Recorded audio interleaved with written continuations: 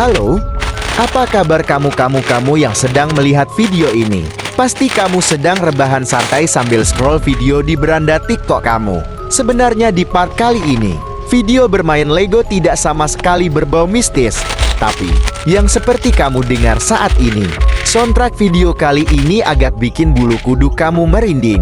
Karena Mimin gak mau buat kamu ketakutan oleh gambarnya. Jadi yuk kita nonton video merakit Lego KDW ini sambil mendengar cerita mistis yang Mimin alami.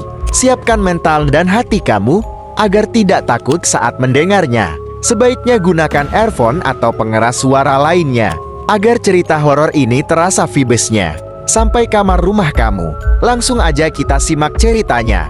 Jadi suatu hari ada anak perempuan remaja sekitar umur 15 atau 16 tahun gitu mengalami kejadian yang lumayan menyeramkan di rumah lamanya. Sebut saja anak perempuan ini dengan nama Mawar. Ketika kejadian pengalaman mistis ini, Mawar duduk di bangku sekolah kelas 3 SMP. Dia tinggal dan besar di kota dengan inisial J yang berada di timur Indonesia. Disclaimer, Mimin tidak bisa menyebut nama tempat dan nama asli pemilik kisah horor ini. Jadi semua nama kita samarkan. Lanjut, jadi rumah dek Mawar ini berada di atas bukit yang lumayan tinggi di kota tersebut. Dia tinggal bersama keluarganya yang beranggotakan 4 orang. Ada ayah, ibu, dan kakak perempuannya. Suatu ketika ayah Mawar harus dipindah tugas ke kampung halamannya yaitu di Jawa. Ayah pun berangkat terlebih dahulu dari kota J ini ke kampung halaman yaitu Tanah Jawa.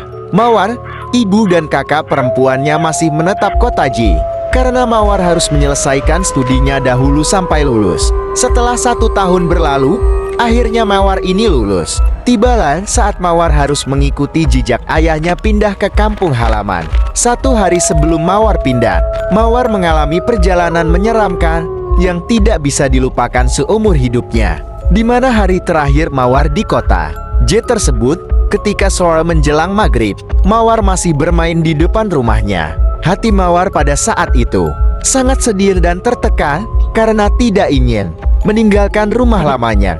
Ketika Mawar duduk di teras rumahnya sambil menatap pohon beringin di belakang rumahnya yang menjuntai tinggi dan lebat oleh akar dan daun, tiba-tiba Mawar melihat sesosok hantu tanpa badan dan kaki yang hanya terlihat lengan saja sedang melambai-lambai ke arah Mawar.